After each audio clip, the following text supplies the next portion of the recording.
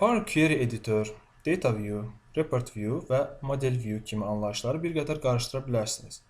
Lakin onları mənimsəmək heç də çətin deyil. Təbii ki, hər birinə ayrılıqda toxunmaq imkanımız olacaq. Lakin ilk olaraq Power BI Desktop Workflow, yəni Power BI Desktop'un iş axınına nəzər salaq. Məhz bundan sonra sadaladığım terminlər sizin üçün bir qədər də sadələşmiş olacaq.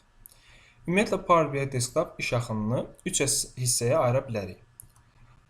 Bunlara data hazırlanması, data modelləşdirmə və data vizuallaşdırma daxildir. Data hazırlanması prosesi əvvəldə gördüyümüz kimi Power Query editorda etdiyimiz işlərdir.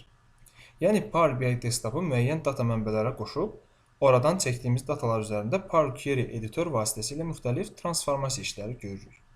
Datanın hazırlanması prosesi bitdikdən sonra həmin dataları Power Query editordan data modelimizə yükləyirik. Data modelləşdirmə iki hissədə, Data View və Model View-də həyata keçirilir. Model View hissəsinə daha əvvəl heç toxunmamışıq. Bu hissə müxtəlif cədvəllər arasında əlaqələrin qurulmasında istifadə edilir. Növbəti dərslərimizdə ona da ayrıca toxunacağıq. Data View hissəsi ilə əvvəlki dərslərimizdə tanış olmuşduq. Beləliklə, data modelləşdirmə, datalar üzərində analiz və daha çox iş görə biləcəyimiz bir hissədir.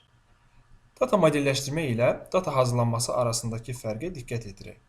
Belə ki, data hazırlanması ilə daha çox datalar üzərində təmizləmə apara bilirik. Lakin data modelləşdirmə ilə onların analizini həyata keçirmək mümkündür.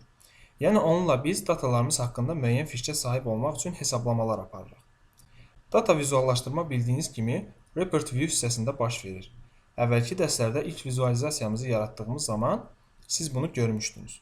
Məhz orada biz fərqli vizualizasiyalar yarada bilirik. Artıq interfeysləri ayrı-ayrı araşdırmağa başlaya bilərik. Növbəti dərsdə görüşənədək.